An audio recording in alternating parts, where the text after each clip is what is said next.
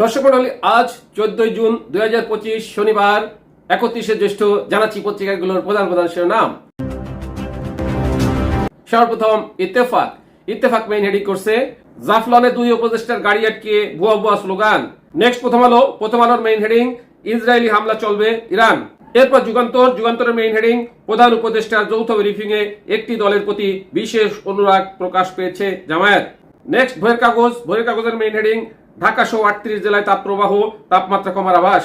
Next জনকণ্ঠের main heading ইরানের পাল্টা হামলার পর ইসরায়েলের মৃত্যুর সংখ্যা বেড়েছে, সংখ্যা জানালো ইসরায়েলের গণমাধ্যম।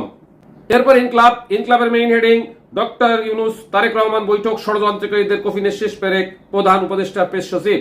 নেক্সট আমাদের সময়ের মেইন হেডিং ভারী মারণাস্ত্র থাকবে না পুলিশের কাছে, স্বরাষ্ট্র উপদেষ্টা। এরপর কালেকণ্ঠের মেইন হেডিং মার্কিন ইরান আলোচনার মধ্যেই কেন হামলা চালালো ইসরায়েল। নেক্সট যাই দিনের মেইন হেডিং ইসরায়েলি হামলা চলবে ইরান। নেক্সট সমকালের মেইন হেডিং তেহরানে ইসরায়েলি হামলায় শিশু সহ নিহত আরো 60 জন, আহত শতাধিক।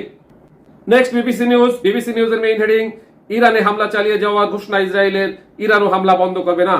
এরপর আরটিভি নিউজের মেইন হেডিং রাইফেল থাকলেও পুলিশের কাছে থাকবে না ভারী মারণাস্ত্র, স্বরাষ্ট্র উপদেষ্টা। এই ছিল পত্রিকাগুলোর প্রধান শিরোনাম। সাথে থাকার জন্য ধন্যবাদ। আসসালামু আলাইকুম।